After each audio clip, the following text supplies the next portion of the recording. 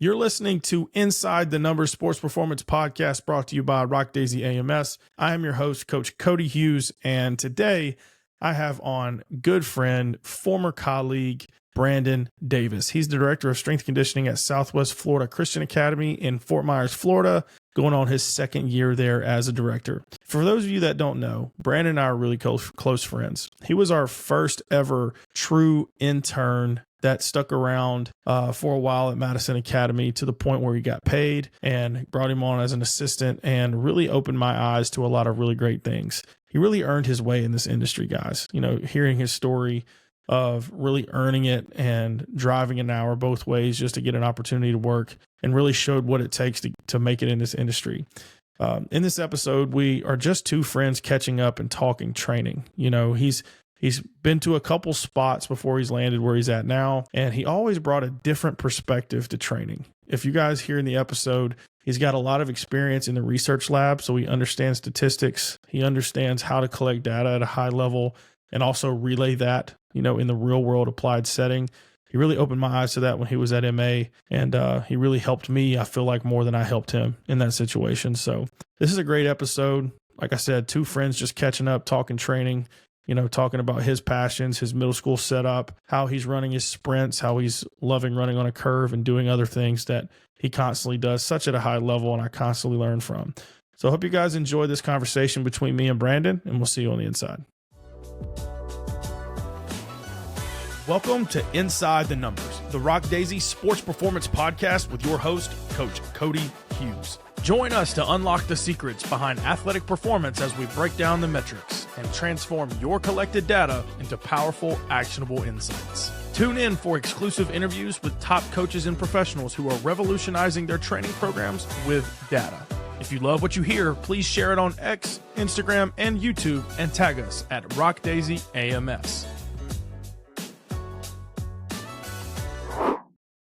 What's going on, guys? Welcome back to Inside the Numbers. I'm your host, Cody Hughes, and today I've got on a close friend of mine, former colleague, Coach Brandon Davis. Coach, what's going on? What's up, guys? Good to be here. Yeah, man. So if you guys don't know, Brandon was the first ever true assistant here at Madison Academy. Started off as an intern, really sacrificed to get where he wanted to get, earned all of his keep, and he was like the first intern I ever had that I just went to admin and was like, yo, I can't let this guy go. But he was so good, he had to move on to bigger and better things. Now he's at Southwest Florida. Is that right? Southwest Florida Christian Academy. Yeah, down near Fort Myers, Florida. Long way from home now. Yeah. But he's all grown up on me. He's married and everything. So super proud of your journey, man. One thing we could hit on is like how if you want it in this industry, you'll get it. You know, like absolutely. You know, talk about like what it took for you to get where you're at. Yeah, so I mean, my journey to S&C was very much non-linear. Originally started off at Mississippi State for civil engineering. Quickly realized once I actually started talking to civil engineers and seeing the day-to-day, like it's just not for me. And so pivoted, went over to the kinesiology department, and I had some awesome professors there, man. Like, so my main professor that I worked with, his PhD dissertation was actually the base formula for G2 Gatorade. So he was a former head sports scientist for Gatorade. Obviously, that got me super in depth on the research side of things. And then we had another guy that was actually taking mentees to work with in research that he got me connected with. And so got to be a part of actual research in undergrad. And from there, he hooked me up with his mentor at the University of Memphis to go do a GA ship under him. And there was where I really realized like the whole PhD, be a professor, do research thing just wasn't my side. And I also realized that at no point had I ever let go of actually like training athletes on the side, like in one-on-one settings. It was all the research and things I was working towards was to trying to find answers for athletes anyway. So I was like, why don't I just go all in on the applied side of the field and just dive in, be a coach, be in the field, have skin in the game, not just be sitting in a laboratory trying to find answers in a silo. And so from there, left grad school, headed up north to Cleveland, Ohio. Tried to do door-to-door pest control sales to save up money being an intern. Sucked at it. Fell flat on my face. Those are some of the best stories, man. Oh my gosh, yeah. Yeah, we could do a whole podcast on those. I know. But yeah, and so pivoted, started doing the actual technician side of the job. So actually doing the job, and actually, oddly enough, found my niche as a salesman there. Did really good selling as a technician. And that saved me enough money to go be an intern for you. Then from there, you hooked me up with the assistantship. which I mean, for any of those listening, like he busted his tail. He was going to admin. He went to bat for me. He even gave me the protein shake money that they made from that semester just to make it a little bit sweeter deal for me. So yeah, and then from there, went to Priceville for a bit and then wound up here. Yeah, man. So it's a cool journey. And I know that I learned a ton from you, from your background in research, statistics. If you guys want to hear a cool story, we actually finagled our way into a deal with a self-spotted Smith machine. If you guys don't know what it is, it's called Brady Pop and Go, who's got the XPT company. He actually makes a lot of equipment now, but he had this early version of a self-spotting Smith machine where it has handles that as soon as you let go, it would self-catch. So you could do things like, super cool concept, get ballistics. Well, Brandon had this idea like, hey, if I can talk him into sending it to us, we'll do a case study, which we did. But I would say it was, we found more out, than we really intended. So that was a cool part of him trying to set up a case study within a high school setting and realizing how tough it is to do that in like real world versus like, absolutely. Especially when you've got a tall kid who is trying to do squat launches and it doesn't catch. He's taller than the machine. Yeah. It doesn't catch and it comes flying down and we go, let's we're going to take him out of the study. So, what is that? Is that thing still at Priceville? It's in my basement at my parents' house. Oh, you still have it? Okay, I was wondering if you held on to that. Yeah, no, we unloaded it at Priceville. No, like great piece of tech. Like, and I still wish we could have had the full rack version because I think it would have fit our kids a little bit better. But yeah, I mean, just seeing like, because I mean, that would have been like, if I could have done research and been a strength coach at the same time, like I'd be in heaven. Right. But yeah, I mean, you've got to have, number one, you've got to have a lot of time. Like if we were on a true block schedule doing that, I think we could have done it. If we had like a third assistant, I think we could have done it. But for the normal high school setup, just absolutely no chance. Yeah. And it was also trying to coincide with this battle that I had. So for those of you that need a timeline, Brandon was with me from, I'm trying to remember, September 21 through the end of the 22 school year. Yeah, so pretty much a full school year, 21, 22. And that's when I was still like holding on with Olympic lifts for dear life. And you just kept putting it in my brain. Like, dude, that was such a cool story for me because like, I mean, I think that's actually how I introduced you to Never Split the Difference. Because like, I mean, it was like, I love to train. And, I hadn't got to do sprints. I mean, I'd never done time sprints outside of like the 140 we tested in high school at the end of the summer. And so, I mean, like, I'm all about it. Like, I'm going to start doing this. Start off realizing like I'm piss slow. And all of a sudden, like, it starts getting to the point where I'm like, at the sub 1.3 point on my 5 and a 10, which is by no means good. But then I look at the leaderboard and I'm like, dude, our entire high school, there are 9 males faster than me. And I am not a top tier athlete by any means. Mm-hmm. And so I'm like, okay, like, what can we do to get these guys faster? And so I'm like, me being super Rain Man analytical, like I'm just looking, like scanning through every single thing we do, trying to see like, okay, what's working really well? What do I think is not giving us ROI? And I just kept seeing the clean and I'm like, I don't think it's doing it. I don't think it's getting us what we think we're getting. And so I spent the entire fall break. I listened to Never Split the Difference all the way through. I listened to like 2 or 3 different chapters that I thought were really important like 4 different times. I've got this entire like paragraph, like thesis in my notes app of like different things we need to talk about. Because if you don't, anyone listening that doesn't know Cody, like he's a craftsman. He takes pride in his work. He doesn't do anything just for the sake of like, it's good. Yeah. Like if you do it, you take it serious. And so now I couldn't just walk in there being the unpaid intern and be like, hey dude, I think these cleans suck. And I think they're not doing anything for us.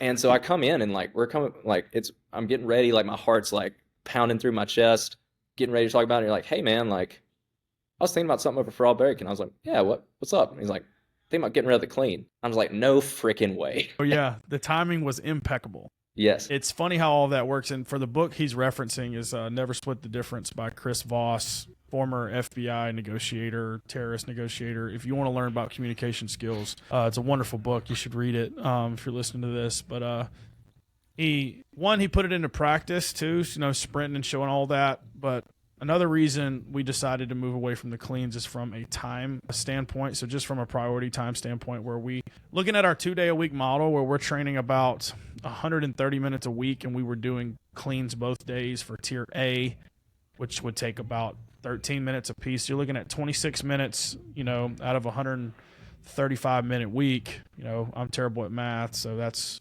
almost 20% of your training time, something that I'm like, okay, can we reallocate that to plyos, sprints, and things that may be a little more specific to getting faster? And lo and behold, we got a lot faster. And that's what happened. I mean, I think it got to the point where 17 miles an hour, which is like a 120 on that, was unheard of, to the point where we started seeing like 3 or 4, started really seeing the ceiling pop up. And I had already had this bug in my head anyway, because I was dabbling in VBT and just always wondered, like, you know, I understand the physics behind it, which we could probably talk about, because I feel like every strength coach in America needs a physics lesson of like, okay, we know that force is mass times acceleration, okay, and power, okay, is the ability to move heavyweight fast.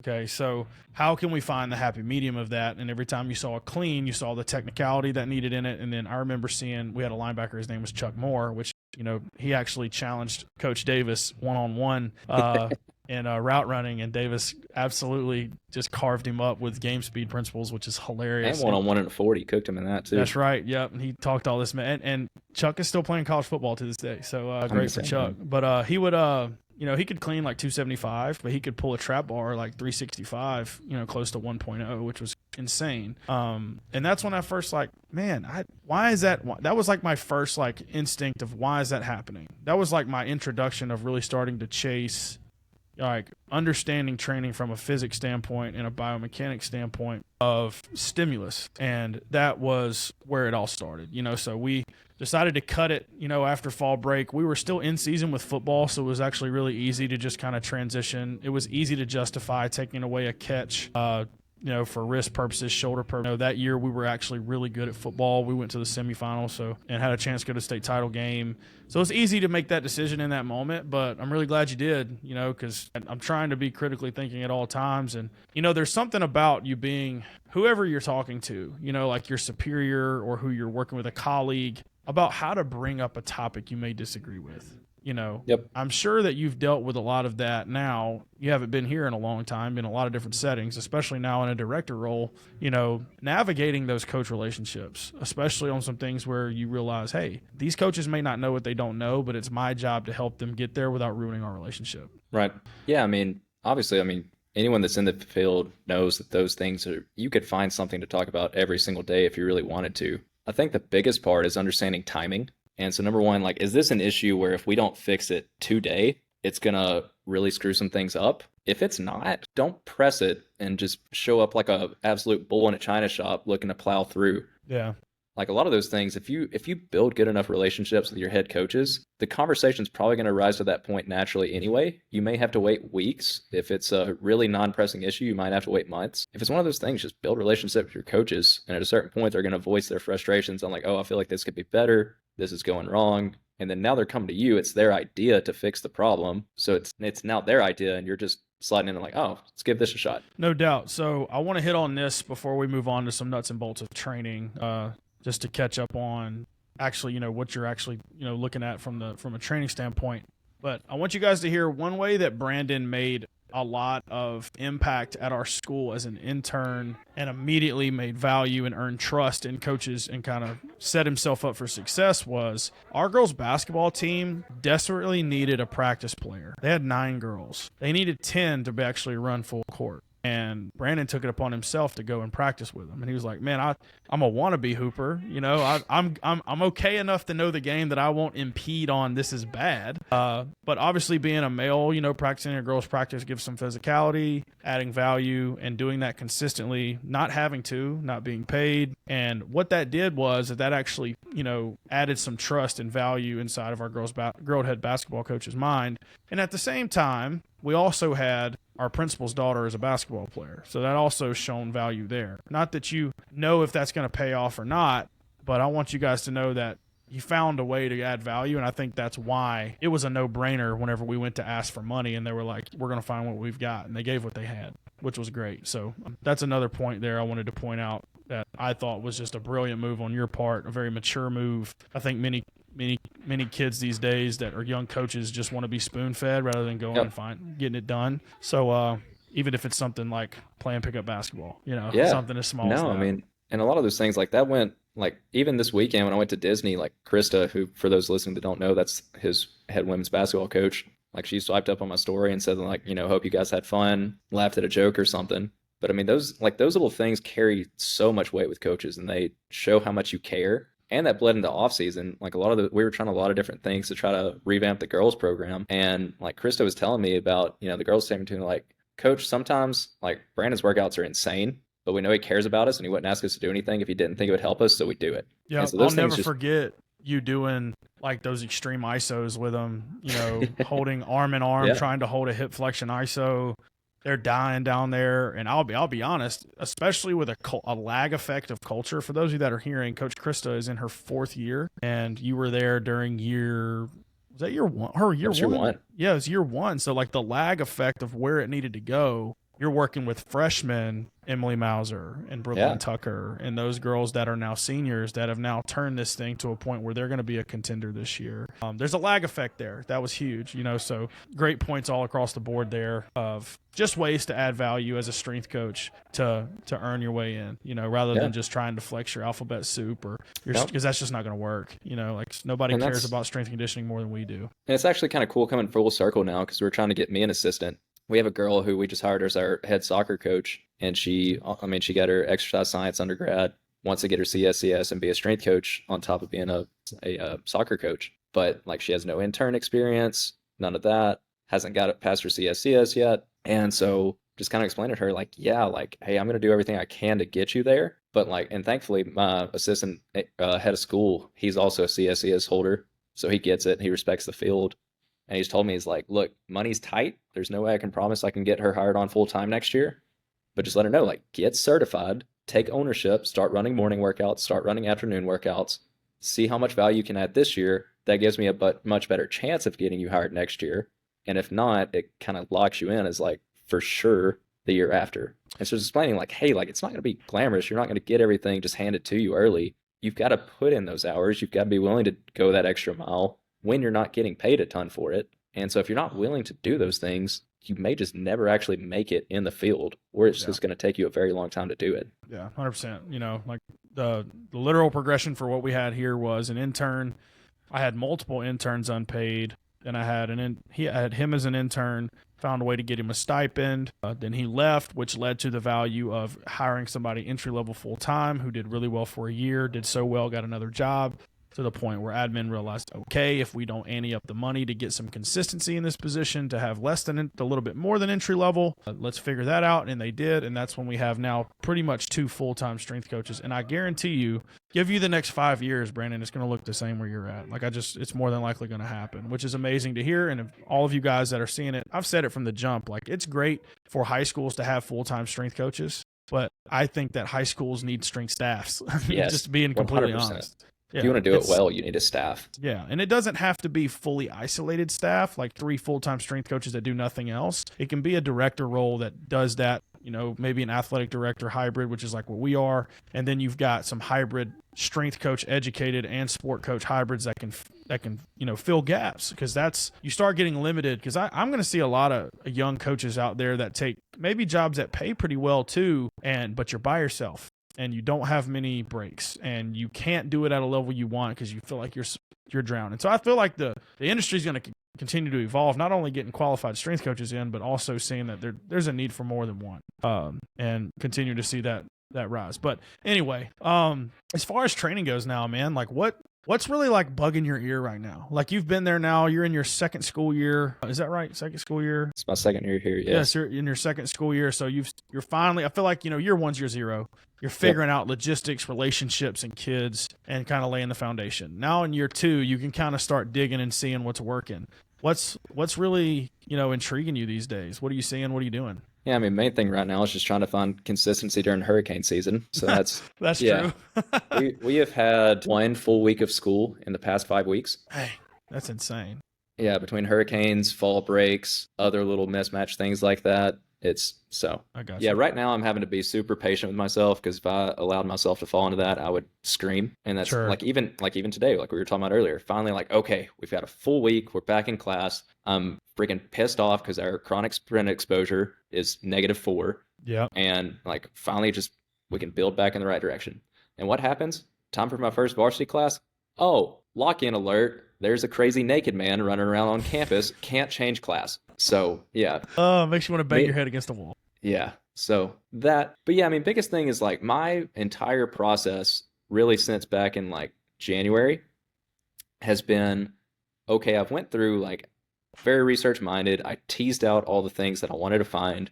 I went through Strength Deficit, which if you haven't read the book, it is a phenomenal book. Yeah. I do not fully implement a like one-to-one replica of the Strength Deficit system, but it conceptualized and brought so many different rabbit holes together for me. Okay. That my goal is like, okay, I've teased out all these things. Now I've got to simplify the system. Because that was probably the main thing I learned in research is mechanisms are super complex, but the outcomes are almost always extremely simple, almost infuriatingly so when you go through all the density of the mechanisms. Sure. And so what I kept coming back to is if my system's still complex, I don't understand all these things well enough to actually know them. And so it just came down to like simplifying the system, and just getting better at what we're already doing instead of constantly going out and looking to add new pieces. So I'm curious where that's at now. So like, obviously I've read the book, Ethan Crawford, our strength, like he's basically my head strength coach for football here. Loves the concept. Let's pause here and I want to hear about it. Like, okay, how is it? What is it now versus what? Like, okay, you read the book, you try to figure out how you're going to iterate it and figure out what's it telling you now. And for those there's some people out here that might not know what strength deficit is, so you can give like, here's your chance to simplify and explain what you now know and what you've taken from it. So Strength Deficit, more or less, it's a book effectively just trying to help you understand the value of the eccentric side of training and how that can impact like floor versus ceiling. So the main metric they're going to use is your counter movement jump divided by your static squat jump. And so they're using that for the eccentric utilization ratio, helping you understand like, okay, am I lacking in concentric or eccentric capabilities? And from there, it's just the goal is to simplify training. It's kind of like a flexible periodization model of like, I test, I apply. And so with that, like originally starting out, trying to constantly get those eccentric utilization ratio numbers. One thing I learned very quickly is that that is a great test for my very unathletic kids. Okay. My really good athletes were really good at still finding a way to get a tiny counter movement out of a static squat jump still find a way to get a stretch reflex in. And if you just try to get all pissed off trying to coach that, it's almost like the incentives are wrong because the kids are trying to get a good score. They're more athletic than my test. Yeah, 100%. Yeah. And I'm not going to tell them to stop being a good athlete so that I can have good test numbers. And so from there, like, I kept playing around with that stuff, trying to like, okay, maybe we jump off a box instead of doing just a static squat hold. And like kept trying all these different things, but like ultimately, like we're on a 7-period bell schedule. Like including warm up, we get about 37 minutes to train. So we're already on such a time constraint anyway. And like I said, like it's Florida. So many things pop up that you're just not going to have a consistent training schedule. That all of a sudden it becomes like, okay, today's a test day for our eccentric utilization ratio. And then I lose the next 3 days. Yeah. It's like, did I really maximize my value this week? And so what I eventually found was, okay, what if I just switch between concentrically focused blocks and eccentrically focused blocks? Because they're eventually going to switch back and forth between the two anyway. It's just sometimes the numbers might tell me I need 2 of those consecutive blocks instead of just switching back and forth. But what happens, like, what if I just switch back and forth? And it worked. And it worked really well. And so that's kind of what it just boiled down to. It's like, okay, like now. And so like you can start adding joint angles and things like that into it. So like right now we're kind of leading into playoffs. So last block had a big speed eccentric and rhythm component to it. So focusing on a lot of eccentric qualities. So we saw big increases in our triple broad jump, our longer lead-in fly times, things of that nature. In playoffs, I like to go a little bit shallower joint angles. So we'll see a lot of like quarter squats and rhythm quarter squats and things like that. And so since last block was an eccentric focus, next block is going to have kind of an eccentric focus plus shallow joint angles. Now we're in a heavy concentric block and we're going through deep joint angles. So you're seeing things like we're bringing the box squat back in. We're doing like a static jump off of a box. And so another thing I brought in is I do a lot of waved periodization type stuff now. Okay. And so with that, like last week they jumped off or like they sat on a 20-inch box. This week they sat on 16 just to change the joint angle on that. Still getting a concentric stimulus just off a different joint angle. And so bringing in like heavier sled work, whereas last time we tried to get some like overspeed type stuff and like not necessarily like band assisted overspeed, but like we would sprint into a sprint drill. So like like like sprint into a prime time run or something like that to bring more speed into it. Good point. I like that. Yeah. Yeah. So it's just things like that. Just simplify it. It's like, instead of having to go through testing days, instead of worrying about all these different things, like, okay, even like, a squat was concentric last block, let's make a little bit more eccentric next block, and then just rotate it. I feel like some people in the industry would say that you're way too complex for high school strength and conditioning. I'm sure they would. Like, why are you not just, 10 pounds more on the bar? Just add 5 pounds. 10, 8, 6, 4. The squat is what makes you run faster. I mean, it's like you're utilizing all of these different strategies as far as, trying to increase athleticism, not just trying to see barbell performance go up, doing a lot of different things. You've always been kind of that way. You never really, other than like we all were in high school, because that's just kind of who we were, trying to be the heaviest squatter. But you also mentioned like you were the strongest squatter on your entire football team back in high school, but you were not the fastest. I was a 165-pound wide receiver, but I was slow and I was hurt frequently. Yeah. So for all the people on Twitter that like to tell you all you got to do is be a good squatter to run fast and not get injured, N of 1 doesn't work for everybody. Yeah, there's a lot of different ways to unpack that. That's for sure. Without getting too dicey. But where did like you start? Was that just something, just your analytical brain working, just trying to figure out how, reverse engineering athleticism and trying to see strength conditioning from a different lens? Because, as we all know, you're the anti-strength guy. Oh, yeah, I hate strength, dude. I hate it so much. I get so mad when I see kids add weight to the bar and do more than they did the week before. Like, man, you should do less. I wish you would. Yeah. I wish we were piss weak. Yeah. Yeah, that's but no, and like I said, a lot of it was because it just didn't work for me in high school. And, like I felt like I was always just I was doing everything my coaches said. They're like, hey, if you do X, Y, and Z in the off season, you're going to have a really good in season. Like, okay, I did X, Y, and Z, and I just tore 2 ligaments in my foot the first day of practice in pads. And then I came back, and 2 weeks later, I tore my ACL. So where'd I go wrong, coach? Yeah. Like, I was your guy. Like, every time we needed an example in the weight room, and every time you said you should be like this guy, you pointed at me, and it didn't work. And so that was where that started. But and that's like for the tongue-in-cheek joke about the anti-strength. It's kind of ironic that I'm the anti-strength guy, but if you were to record all the words I said in a day, loaded up is probably the phrase I say more often than anything. So, yes, I 100% prioritize strength. Strength is good. Strength is a good thing. You shouldn't be weak. Weak isn't beneficial. You've got to get stronger, but it just can't be the only single thing you do. And with that, so like if you follow me on Twitter, you've probably seen me use the phrase like pick all the low-hanging fruit, not just from one tree. Yeah. And so that goes with like, if we just go with that add 5 pound strategy and we're just constantly like concentrically oriented, and we never do anything different, like I think that's where we start getting in those like strong enough conversations. I think it's just you've been using the same stimulus for forever and there's just not value left. Yeah. Whereas had you been using different stimuli, like think about it, like we were talking about like our paths to being a head strength coach and director. Is the title director what makes us good at our job, or was it the path and all the things we learned along the way that made us good at the job? Same thing. Like, is being a 405 pound squatter what makes you fast or what makes you jump high, or is it the path you took to get there that's more important? Yeah. And so if one kid's just adding 5 pounds every week, but another kid, like sometimes they're worried about bar speed, sometimes they're worried about speed eccentrics, sometimes they're worried about like super maximal eccentrics. That kid's took a very different path to get to 405 on the squat, which is, yes, still important, but they received a lot of different stimuli on the way and they're a more well-rounded athlete. So it's interesting you say that, because if you hear it I hear it ad nauseum on Twitter of like, if you utilize a stimulus too fast, like you've blown your load on a kid. Like if you try to use bands and chains, you shouldn't. Like the typical example is if you use bands and chains on an athlete too early when they're not ready, rather than just using a regular bar would do the trick. Okay, I'm like, well, what trick? What do you mean? Because if you are squatting with a band, your eccentric is going to be faster, which requires you to overcome that eccentric force. It's a different stimulus. Mm-hmm. You want to tell me that the strength of that stimulus is going to just deaden because like it's the first time you ever exposed them to it? Like this isn't smoking crystal meth. It's not like you smoke it one time and Oh my God. Like you got really high on a really low dosage and your body adapts. Progressive overload still exists, people. Yes. I was going to bring that up because I saw your tweet about it earlier. And I think it's along the same rabbit hole because like people were talking about like, okay, we get strong enough and then we just focus on power. And like the whole concept is like, a stimulus is only new to the nervous system once. And I used to think that way. Like that was like when I was with you. The concept makes sense. I mean, like I'm not saying it's a, I just was thinking on that and going, I don't think that's a constraint we really need to worry about.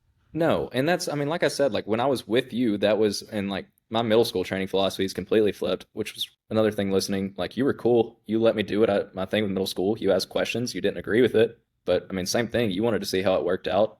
You weren't going to run that. So might as well see the results of it with someone else doing it. But I think a lot of it comes back to, so when I'm talking about picking the fruits, like I'm going to pick fruit from a tree. I'm going to pick the low hanging fruit. And so I'm going to go to that concentric tree, or I'm going to go to the dynamic effort banded tree. I'm going to pick that low hanging fruit and I'm just going to move to the next tree. Yep. And then I'm like, by the time I come back to it, more fruits had time to grow and there's low hanging fruit again. The stimulus is now fresh once again. I think it's like, yeah, I mean, if you're running a like 100% to the T West Side model with a sixth grader, yeah, by the time they're in, 10th, 11th, 12th grade, you're probably not getting a huge return on investment in terms of athletic qualities anymore because you've done nothing but the exact same thing for forever. Yeah. Whereas if you did those things, moved on, did some other things, and then came back to it and let it be fresh again, you're going to reap rewards again. 100%. And I think that being in a program that has some resources to gamify that a little bit more, that drives the intent. Because that's the thing is like, okay, us coaches can have good ideas, but if we don't find a way to get the kids to give great effort to one, because like effort is the magic sauce within the stimulus, that's the potency driver, is how hard they go within that task. And then you add things like simply as a jump mat, or you add in VBT, or you add in sprint timing, where now you're getting feedback and creating competitiveness within each other, both individually and as a group. But it also allows you to give the kids something to compete against that's not just 1RM, that's not just, because I know if you're in a weight room where you don't have any of those things, it's really difficult to reward. Like, where's the incentive for the kid to move the bar faster at a submax weight other than getting an attaboy from the coach? Yep. I tried to do that at Priceville. And that's hard. Okay, so great example. You went from a place like where we were at, where we had a lot of tech, went to Priceville where they had none, and then now you're at a place where you have some more tech there. So like, did your coaching strategy change? I mean, it has to. Your philosophy has to be liquid. It has to be like water. Whatever bowl you're in, whatever shape your logistics and facility is, your philosophy's got to feel that. It can't be the other way around, or else. I mean, that was a lot of the mistakes I made at Priceville. Is I tried to flip that and make their school, their logistics, their previous training history, all those things fill my philosophy instead of my philosophy filling them. Good point. Yeah, I think that's a tough lesson. If you were to do that, if you were in that situation again, you would be a little bit more like a chameleon. Right. Yeah, for sure. Because, for those of you that don't know, Priceville is a rural school that prides itself on just pure hard work, grit. Their football team ran the wing tee and going to beat you with toughness, and just a bunch of really tough country kids, and they might not know a whole lot about technology or different training concepts, but forever they've probably just, hey, how heavy can I lift? And maybe you didn't throw them enough of that bone to earn that over time. And that's, I mean, I think back on those moments a lot, and some things, like, even though it was hard, I mean, like we've talked about it, like the kids jokingly, by the time we got to spring semester, they jokingly referred to the squats they used to do as the Priceville squat. And so that's not something I coined. Like, they just called it the Priceville squat. And they're like, I mean, like, used to, we could all Priceville squat 405, but now we can actually squat 405. Oh, yeah. And that's great. Yeah. And I mean, like, so, I mean, the kids who stuck around through it, like, by the time we got to the second semester, like, we were back squatting. We were doing all the things that originally they were mad we weren't doing. It was just, when you have years and years of an ingrained motor pattern associated with a certain lift, I've got to break it. Yeah. If it's not good. And that was their first real taste of having a true qualified strength coach, too. Make sure. And I mean, a lot of that, like, I was told going in, like, hey, more than likely every single year we're going to have a first year strength coach. There are going to be very few who come back for year two. Like, not saying we don't want you back, not saying we don't hope it doesn't go super well, but there's a very good chance that this is just going to be a stepping stool for you. And so, I mean, like with that, it's like, okay, I'm not going to be here forever. At Madison Academy, I mean, it was like, I didn't know, like, I would have loved to come back had I had the, I mean, like if Logan's job had been available when I left, for 100% would have Yeah, taken we it. didn't even know it was going to be there. It was a real Yeah. like went to Priceville. 2 months later, somebody on the staff left, and they gave me that money available. And of course, Brandon was like, "No, I've committed to this place. I can't come Oh back." yeah. Like, that's crazy. No, I'm not, So, I'm not going to bail on him. yeah, Yeah, but I mean, with there, like I was 100% bought into building those relationships because I mean, number one, I just loved everyone there. They're great people. It's always going to feel like home. But I mean, two, I'm like, this is a place like I want to be here. It's a phenomenal place. I believe in what's going on. If I can be here in the long run, I'm going to do it. Whereas Priceville, like when I'm told day one, like, hey, you're probably not going to be here next year. It's like, okay, like I don't necessarily need you to love me forever. I just need your kids to perform well. And if you can hate me with a trophy in your hand, I'm not that upset about it. yeah. And they I had a think lot of trophies in their hand. I don't know if it was baseball or softball, like set the record for home runs that year for their program or something. Let's see, volleyball right? second. It was kind of an absurd year. It was a fun year to be there, man. Yeah. Volleyball second Final Four run in school history. Football first ever undefeated regular season. Cross country first ever top 5 finish for girls or guys, and they both did it. Women's basketball not only first Final Four but first ever state championship appearance. Track, we brought home is it blue map? Is that runner up? Blue, Yeah, red map is runner up. Okay, yeah, brought home a red map. Baseball broke an 11-year streak of only making it to the first round. We made it to the third round. Previous year, they hit 3 total home runs. They had broken 20 before playoffs started. Softball won over 40 games, so it's a fun year. Yeah. Hey, man, hire a strength coach, win games. We wish it was that easy. Yeah. What a resume booster right there. Yeah. Hey, no, I'm gonna roll with it. But I mean, yeah, it was a great senior class all around. Sure thing. That's awesome. So what's new as far as the next step of your thought process of training at SFCA? Like you've kind of got a grasp on how everything's going now. Is there anything new that you're kind of, you went strength deficit and went a little while. What's next steps? I'd say the biggest new thing for me right now is I have middle school again for the first time since I was with you. Dang, I didn't realize that. You're just now getting them? Okay, sweet. It's a 10-kid class, so it's tiny. There's some absolute freaks in there. But yeah, this is my first time coaching middle school kids outside of like a summer camp I did at Priceville. Okay, cool. So you got that one 8th grader that's like touching over 10 feet. Dude, he touched 10, 11 and a half last week. Okay, almost 11 feet. Sorry. Yeah, he is half an inch shy of 11 feet. Yeah. That kid's a freak. Like the first week we were in the weight room, like I'm trying to give a feel of like, okay, who can already do a body weight chin up? Who do I need to like show like the setup I use for assisted chin ups? And then from there, like figure out like who can already actually kind of bang out some body weight chin ups and like, let's see if we can get him like a 5-10 pound weight on there for weighted chin ups. And so like this one kid in there, and like obviously he looks different. Like middle school's hilarious because you have one kid who's like, hey coach, and he's 4'3" and like looks like Mike Wazowski. Yes. And then you have another kid who's like, good morning. And looks he's like won the puberty Olympics. Yes, they win the puberty Olympics. And so Edwin is one of those. And so I was like, hey, like let's try adding a little weight to this. Those chin ups look super easy. I'm like, grab a 5 if you feel really confident. Let's go for a 10 because those look pretty easy. And he grabs a 45. And so I am very much like, I'm not opposed to like the hand on the stove approach to learning. I'm like, if I don't think there's a single chance that you're going to get hurt, I don't have a problem. I don't have a problem with your ego getting humbled. And so Edwin puts on his 45 and waddles over to the pull-up bar and then proceeds to bang out 5 paused at the top, paused at the bottom, perfect chin-ups with a 45-pound weight hanging from his vest. And I was like, okay, so I was wrong. This kid's just all around not normal. Yeah. And then the next day I watch him dunk a dodgeball. I was like, okay, you're going to be a fun 8th grader to train. No doubt. So yes. And then I have another kid in there that can already on video back squat 315. Wow. So yeah, that's a fun class. So just because they're middle schoolers, you're not just, working the technique with the bar and having a 12-week, we believe in a slow cooker process. Oh God, here we go. Yeah. No, I made this analogy the other day on Instagram. So I was like, look, and I said it, I honestly was just sitting on the couch and I just thought, this sounds right. I was like, because I had a friend, all right, I'm going to tell a story. This is where this came from. I was like, you ever had a friend that like swears they're good on the grill and like, I can smoke anything. I got everything, man. You come over, we're going to throw down on the grill. And I had a friend that did that. It's like, man, we're going to smoke a butt, for 12 hours. We're going to eat. It's going to be the most tender thing you've ever eaten. remember going over there and it was like a Saturday of college football and we're just like, hey man, it's like 7:00. I'm like, is it ready? He's like, no, just a little bit longer. I was like, dang, dude. I was like, I'm freaking hungry, dude. Come roll around. It's 9:45. He's like, do like 10 more minutes. And I'm like, dude, I'm sick of this. I'm going to Taco Bell. Like, I'm so hungry. Yeah. And like, I'm over here thinking, all right, you slow cook forever.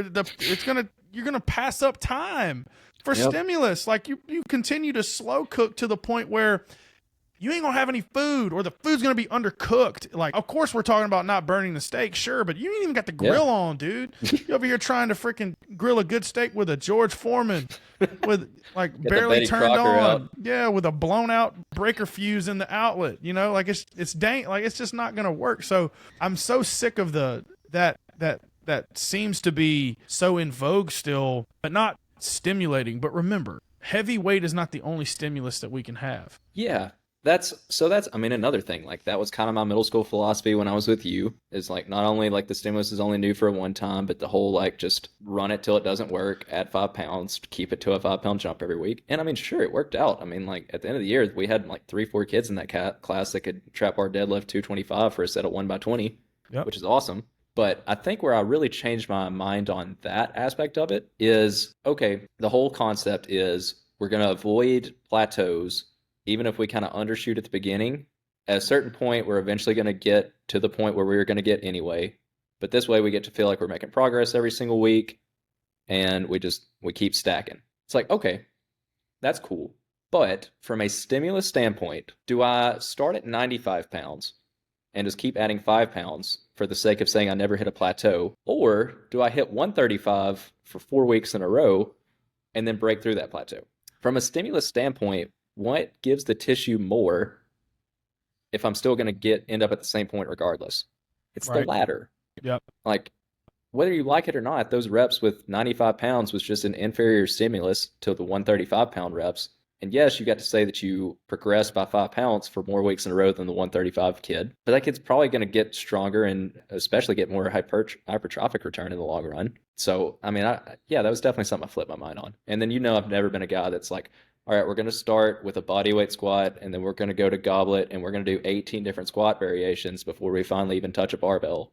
Because you got to earn the right to touch the barbell. It's sacred. It's sacred. Really dumb heuristic. I mean, earn the right from being an idiot, sure, but from just like a technicality standpoint, man, the only way you're going to get good is doing it. Like what I'm doing with our 9th graders this year. So I decided to double down on the squat and trash the trap bar deadlift. So I decided to get rid of it. Because it sucks. Okay? Well, we can talk about that if you want. So like my trap bars are literally collecting dust. But we've decided to double down on the squat. And I was like, well, a kid's got to get good at squatting. So like right now we're in our 3rd phase, first, second 9 weeks, first 3-week cycle. So really that's phase 4. So like our 4th 3-week training cycle we're going. And our 9th graders that aren't athletes and have not already had like sport driven sessions who are ahead of the curve training age wise. These kids, we decided, okay, tier A for both days, because we only get our guys 2 days a week in our alternating block schedule for classes. They're going to squat both days. And I called it back squat practice and then back squat. So like day one, like session 1 is a back squat practice where I've got no technology. I don't have anything. I don't want, just from a distraction standpoint, and I've got higher volume, 8 to 12 reps with really sub-max weight to just practice the squat. And then on the second session, 2 days later, we throw on the VBT, we throw on the Vitruve. We now have a velocity floor. We now have the ability to load it up, but we also have data of, all right, you've been doing this same movement range of motion, this displacement, because Vitruve gives you that. It gives you displacement on a back squat for, we've been doing it with really empty bar to establish your movement profile is what I like to look at it. And now you need to repeat that movement profile. And now you can go as heavy as you absolutely can within these constraints. Now we're loading it up. And eventually that's going to break down. Range of motion typically is what shortens. That's where it goes. Like the kids will just stop short and I'll go, okay, we found the breaking point of the brain going, maybe not. And we're going to stick right there. Like we're not adding 5 pounds every week. We're going to continue until you can't get that wrong. And then when your speed goes up, when your speed finally meets what we want up to, 0.1 meters per second higher than what we want, then we'll add 5 pounds and go there and then trying to hit volume. So that's actually been working really well. And this is probably the best a back squat has looked. But I went straight to it, man. Like The first thing I did was, all right, we're goblet squatting for 2 weeks. Mm-hmm. Some of you guys never squatted before. This is the easy way to teach you how to bend. Boom, boom, boom. Okay, who can do half their body weight for 10 reps in a goblet squat? About 75% of them could. Yeah. I had the kid that was like super uncoordinated that's still goblet squatting to this day. But he's crushing the 80. Yeah. Like for like 8 to 10 reps. And his posture's not great yet, so we're staying there. Yep. Like your posture's got to get better. Then we'll move to the bar. And that's another like earn the barbell possibility, but if it looks like crap, don't load it. Sure. And then we went right to the back squat and go, all right, you guys are going to train this entire year and get close to 1,000 reps. When we counted it out, between 750 to 1,000 reps of back squat of just getting really good with it, to set ourselves up for relative strength, hypertrophy gains, coordination, holding that range of motion that a lot of these young kids have and try and making sure that constraint is there. But we're not going goblet squat, front squat to back squat over 12 weeks just for the sake of saying we progressed. There's way too many other ways that mean that we can progress other than just changing the exercise complexity. Yeah, and we've done, like, that's kind of similar to how I did it. Like, I'll talk about just kind of like our timeline. So like day 1, week 1, first thing we did, like if you've seen me on Twitter, like I kind of just off the cuff found a new way to teach the hinge this summer. Okay. And so you'll grab a PVC pipe, one hand's above your head, others below your hips. So it's like the classic PVC pipe drill where head, shoulders, low back, hips, all that's touching the bar. But now it's just self-done, which is nice because, like, number one, you don't have another kid like touching the small of your back. Right. It's just kind of uncomfortable and weird. But they two, get that like tactile feedback too, right? Yeah. Like with hands. And like now it's actually pressing into, you can feel it. And like our rule is like, hey, if you ever lose any point of contact, pause, push back into the PVC pipe, and then finish your rep. Yep. And so like day 1, we're hitting that. And so what we would do, like there early, we were banging out like sets of like 15 to 20 of that. And then we would switch and we would hit tempoed sets. And so it'd be on my count, everyone's going down at the same speed, and it'd be slow tempo. So just flipping back and forth between high volume, just like banging out reps, like still slow and controlled, but like just feeling the motion and feeling it out and getting reps. And then more like focused, like let's get everything connected, slow eccentric reps. And so similar concept for pretty much all our lifts. From there, once we got to kind of some basic movement competency, I started adding in a single leg PVC zombie box squat. So just squatting to our benches, PVC on there just to maintain good posture. And then it's like, so every day they come in, even now, like they come in, they just know like when I get done dressing, I grab my PVC pipe, I'm hitting 20 of the PVC RDLs. Then I'm going to hit 10 each side on that single leg box squat, and I'm hitting push-ups. And so that also gives me opportunities to coach formal push-ups and things like that so that I don't have to program it. But like now that we've had that for 9 straight weeks, and so like number one, like once we got to the point where I felt we had good enough, like it took us about 3 weeks to feel like, okay, we can start loading all these patterns. From there, we got to the point where like kind of same concept of like we would have higher rep sets, and then we would have lower tempo sets. From there, I went to, if any of you guys know Chad Wesley Smith, guy who does all the juggernaut stuff. Mm-hmm. It's a very similar concept to inverse juggernaut training, where instead of doing like 10 sets of 3 or 10 sets of 5, whatever he was doing with the lifts, we'll just have, I tell him it's 10 minutes, it's actually 11, just because that fits the logistics of the class. But I just start a timer on my phone and I'm like, hey, you're getting as many sets rotating back and forth between like a squat and a dumbbell overhead press. And we're either hitting 5 reps this week or 3 reps, whatever. And we're just accumulating that volume. Love that. Yeah, that's excellent. That's worked fantastic. I mean, it's the same thing I talked about earlier. Like we got to the point, like I like the box squat I like the box squat for a lot of reasons. I like it early because you just have to squat to depth. If you didn't touch the box and you didn't do a box squat. And so like if you're, same thing you were talking about, like if we get to the point where like, oh, coach, I want to add 5 pounds to what I did last week. It's like, cool, but you can't squat to the box anymore. So it's too heavy. It's just, there's not even a conversation. It's just an understanding of like, yeah, I think that was a little too heavy, coach. Like, yep, I know. Yep. Cool. Bump back down. It's all good. And so like we got to the point where like we were starting to hit those plateaus because I let them hit a little bit higher loads than the super slow cooker process would say I should have done. And so now I'm like, okay, we've been doing these single leg PVC squats for 9 weeks. Let's see if we can do a Zercher single leg box squat. And guess what? They all could. And so now we did that for 8 minutes. And then the last 3 minutes, we went back to front squat. This is the first time they did actual front squat with no box, just free front squat. And guess what? It all looked really good. Yep. So they accumulated about 10 sets of 3 reps of really high quality load, challenged themselves. And I mean, it's a middle school class, and we had, I had my 2 freaks that were front squatting 185 to depth. And then I had 2 other normal middle school kids hitting a plate. And then I had even the tiny kids that are working up to their body weight. Yep. So it's like, hey, like we're not necessarily using the slow cooker that's set to 4 days, but like it's still the same. Like we're making jumps quick, and once we start hitting a point of no return, we pivot, we do something else, and then we wait. I watch, I see when it's like, okay, the low hanging fruit's drying up. Let's move to a new tree. Yep. Yep. I think that's a really good way to see it, and that continues to move. It lengthens the runway and creates more road for what you're going to see in the future, where hopefully your high school kids are going to look different in 2 to 3 years, and that it's going to continue moving up and finding ways that are effective. So that's awesome. Let's see. Any other thing you want to talk about, man? Anything on your brain, like how you're, you still running like timed curve sprints and things like that, non-linear sprints and things of that nature? Not right now, but we are bringing those back in next block. Yes. Okay. Because that's one thing I don't have I wish I had more space to do it. Yep. Because so one thing I saw my buddy Pat Nolan out in Colorado tag me in a reel, how he ran a 5 into 10, but he actually like in the middle, he set 2 cones. Mm-hmm. So where he had to run around it and then get between the gate. Or and then he widened the gate to where like you take off running, and then you got to go around and implement. Yeah. And even to the point where he narrowed his laser gate to where like you got to be very precise. So that tells the brain I technically need to slow down to be accurate. Think of like a running back trying to hit a hole. He said he's going to try to study some of those findings. I thought, well, that's a really cool way to implement that I could probably change up the 5 into 10 rather than just the same old linear.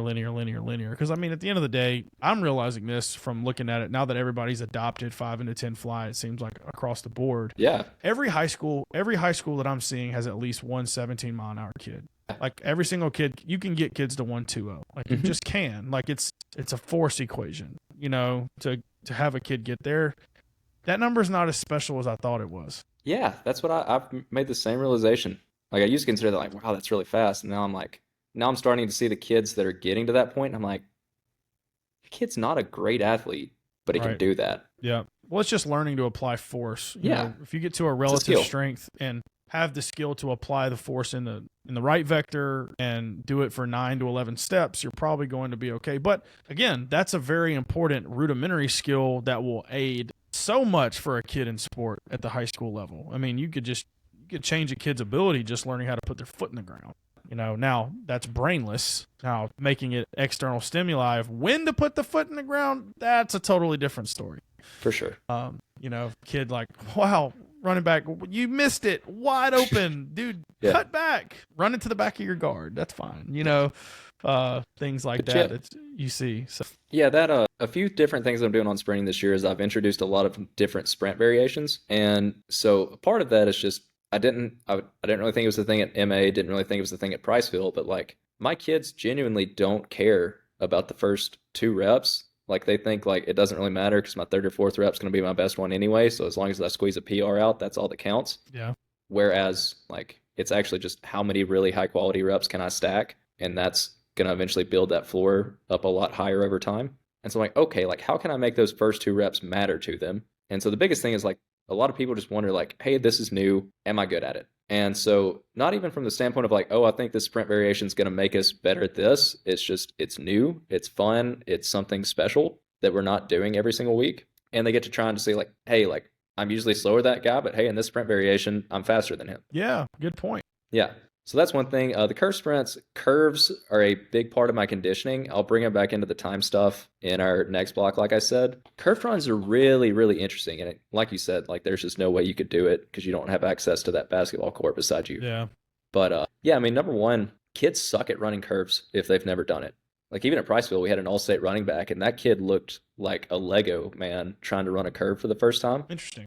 And learning how to bend on the curve, learning how to accept those pressures like in weird foot positions, learning like trunk positions and still how to rotate and have normal running mechanics on a curve is a skill that most kids lack, and they lack it very notably. So, but also like seeing, and it's kind of interesting because, we've talked about how if we look at just like a regular like fly 10 list of like, top 25 in the school, whatever, you're going to have a lot of kids built in there that you're like, okay, like they're really fast, but like, is that kid the best athlete in the school? No. And like, I think of Lucas Hazelrig, who I still love dearly. He still reaches out every now and then. He was a track athlete of mine at MA. And like, Lucas is phenomenal at running in a straight line. Mhm. But if you were to put him on a football field or a basketball court, like, man, he would look like the worst athlete in the world. And he got to 116. Yeah, he did it. Yeah, he did it. And then Mario was the one to match him. Sophomore this year, he came back and ran an 18 mile an hour, 5 and a 5. That doesn't even, dude, Mario is so fast, man. Yeah, I mean, he's a true 4.3 kid, like true 4.3. He's a DB he's 5'10", 140 pounds. I mean, he's tiny. He was arguably the best player on that defense that was loaded with future college guys. But 100%. No. Yeah, I mean, it's interesting watching like the difference between like the level of athleticism across multiple sports, not just track, in a linear sprint versus a curved run. Yeah. Like those guys that I have that are exclusively track guys and they're great at track but nothing else, they can't run the curved runs. They never can put those pieces together. Whereas the kids where it's like, okay, like he's kind of middle in the pack on a regular fly list, all of a sudden those kids are number 1, number 2 on a curved 5 and a 10. Mm-hmm. And those are the kids where it's like, okay, like, I don't know, like kind of all the funny terms for a white athlete, like sneaky athletic. He's sneaky athletic. It's the same concept of in baseball, and a black kid steps up to hit and he goes, kid can really run. Like our head coach would always say, watch the bunt. I'm like, that is so racist. Like, what are we doing? Yep. But so with you doing all these variations, how are you keeping up with it? Are you like creating new exercises? Okay, so if you're not tracking it, how are you creating the competitiveness? Just within session? So part of it is I'll like find a kid who talks a lot of trash and be like, hey, go talk to so-and-so. Another one is I've started bringing in like other games. Like part of our performance circuit will have things like spike ball. And so like, yes, I think there are a lot of benefits to like having games and all the proprioceptive aspects of it, all the different eye positions, the reactive components. But the biggest thing is it's a competition, and competition breeds trash talk. And so I always have that right before the sprint. So you're still talking trash as you're getting to the sprint. You're pissed at that guy. Like, all right, man, all right, fine. I'm going to show you in this. Yes. And so like that just leads to a lot of like new competitions, and like also like this generation, it's kind of concerning, but they are fiends for sports gambling. Yeah. And so oh my gosh, yes they are. Good gracious, it's concerning. Yes, very much so. I can't believe they're like, man, I like, for example, my father-in-law said that my brother, he's not as much of a kid. He's a PT school. He's already out of undergrad, but he's still like, well, Cole the other day put $20 on a parlay and won $360. And I was like, dude, you better relax. That's going to be a problem. We had a kid show me his prize picks balance last year and it was like $2,000. Good gracious. And I was like, good Lord. But anyways, I use that to my advantage. I'll be like, hey, like so-and-so over under 122. And like people, place their bets. Yeah. And so like, like the kid's like, oh, you better take the under. And that's just another way to create competition. Well, see, as we come to the end of this, like, and this podcast called Inside the Numbers, and we're, data-driven training and stuff. This, exactly what we're talking about is what we're talking, that is data-driven training, where data isn't necessarily a number. It's not necessarily, but it's creating feedback and information where the potency of the stimulus is continuing to stay high, the competition is high, the effort is high. So that is the magic sauce of the training. Like it's not whether or not you see the standard deviation of a counter movement jump. Like that's for us nerds to see on the back end. Yeah. But in order to drive our kids to want to train hard, one thing we know for sure, they don't want to look bad around their peers, right? And oops, I didn't mean to do that. Did you see that? A little Instagram influencer thing. What is that? I'm not doing that again. I have no idea. That made me feel really sussy. Not doing that. But even more sussy than when you said blowing loads at kids earlier. Yeah, dude. Yes, I've put my foot in my mouth a few times to the point where, like, oh my gosh, like if I have to, every time I hear a kid say pause, I'm just like, that's not what I mean, man. Like, I'm the world's worst at that. I don't think. I'll leave out the story about Jalen Blackwell off the podcast, but let's know what not I'm talking about. Yeah, let's not do that. That's something. Okay, yeah, we'll move past that. But anyway. What I mean is that's the fun part of training. It's not just, I feel like coaches don't realize how valuable that is, other than being like, the work's the work. Come in and get clanging and banging. Like you got to get after it. Kids got a dread coming in because it's hard and we're suffering. And that's where our magic sauce is that we're tougher than everybody. I'm like, I'm not saying those things are inherently bad. And most of those coaches mean well. For sure. But when you get when you make work fun, and you make it competitive, that like they're being tricked into training hard. Yeah. Like it actually took our head basketball coach. So for example, we just finished up our preseason conditioning. We just started basketball practice and we've been training really hard. I mean, like a template of, really hard hitting the weights, getting strong. We have an on-court conditioning day. We have an off-feet conditioning day. We have a stadium day. And I told our head coach, I was like, hey, like I want us to play med ball, ultimate med ball, which is basically like speed ball with a medicine ball. We have a 4-pound medicine ball where you play basically ultimate frisbee in a gym, but with a med ball. But with the basketball team, we play like basketball principles, trap principles. You got to be able to defend. If you foul, you have to sit out with a power play. For the possession, it's fun, but my head coach is still just like kind of resistant. Like, let me think on that. Let me sleep on it. I'm like, what are you scared of? Dude, put Why a do GPS you feel on like it. it has to be so that and a heart rate monitor? I put a heart rate monitor on it last year to show him. I was like, dude, do you see how zone 4, zone 5 and cyclical this is? And then when he saw the basketball aspect of how when you put them in a play situation where they're not worried about evaluation, it actually revealed some basketball spacing concepts. Oh, this guy's naturally good at this. This guy sees the floor well here. This guy does not take care or make good decisions because you can't throw a 4-pound med ball.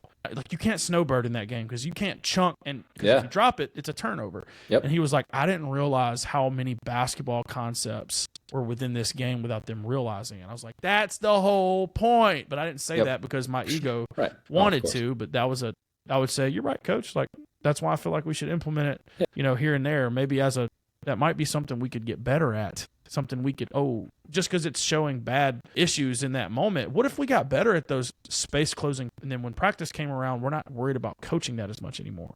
Yeah.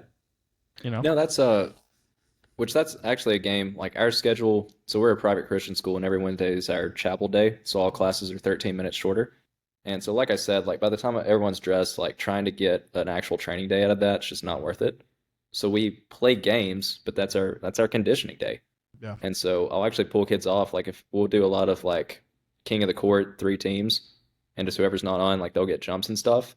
I had a kid hit a 7-inch PR 3 times in a row on a counter movement jump one time doing that because we played field hockey. And a kid that he hated slapped him in the face with a hockey stick, and he was pissed.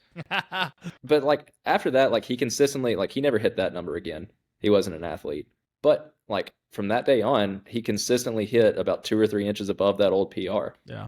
But yeah, I mean, like once I finally put a GPS on, I'm like, wow, like I've been calling this conditioning, but this is legitimately conditioning. Yeah. And then, like you said, like I had a meeting with my head basketball coach today because they're kind of transitioning into full preseason mode. He's like, hey, like. How do you feel? Like, should we still be doing the conditioning stuff we've been doing with you in the mornings? Like, is it time to move on? And I was like, Coach, like I watched your practice yesterday. You've taken everything we've done and just turned it into basketball drills. Like the 2-on-1 drill you were doing, that was conditioning. Yep. Like, the old the no dribble drill where it's just passing only. Dude, if you run that drill 3-on-3, that's a fantastic conditioning stimulus. And I'm like, and now these things, like you can start building basketball principles into them. Yeah, but like, remember, like, hey, practice can't be conditioning though. Like you can't. Yeah, can't conditioning is its own bucket. Everything's segmented. All the physical exertion you did in practice, that's not conditioning. But that one conditioning segment you did, that's the conditioning part. Yeah. But yeah, sometimes I'm like, man, like if you're trying to install like new like actions off screens, like say like, hey, within this no dribble drill 3-on-3, we've got to hit these actions. Or like if we're trying to defend those actions, or if you're trying to install like press breaks and stuff like that. Now you can practice and get better at basketball during your conditioning. Yep. And I think that concept right there is where sports performance coaches will continue to separate themselves. I 100% believe it. That's the value you're going to add to team sport performance, not just, if you're involved in team sport performance and trying to win games, and that's part of the staff you're on, that's ways you can move the needle, not just, outputs and stronger, faster, jump higher.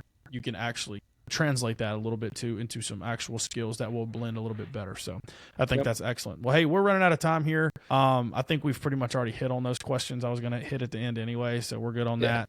But if somebody heard this and wanted to, anything you mentioned, they want to, you expand on it, or maybe they've got an extra question I didn't ask, how do you prefer they reach out to you? I mean, you can always hit me up wherever. Like if you got me on social media, Twitter, Instagram. I think Twitter's Brandon_L_Davis. I think Instagram is the same, but it adds a 96 at the end.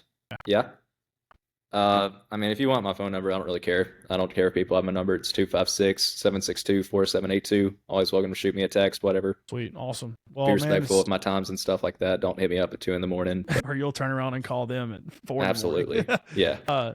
Well, man, it's just full circle moment. I'm turning into an old head, man. I've got 2 children and 31 years old and hip replacement and CPAP, by the way, if you guys didn't know that. I am an old head officially. I get made fun of all the time in the football staff meeting that I'm the oldest guy when I've got 5 guys on staff who are all retired from public school.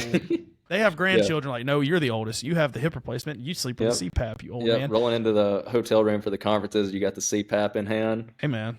I always got to prepare for airports, because I'm going to get I'll dinged and I've got my medical bag.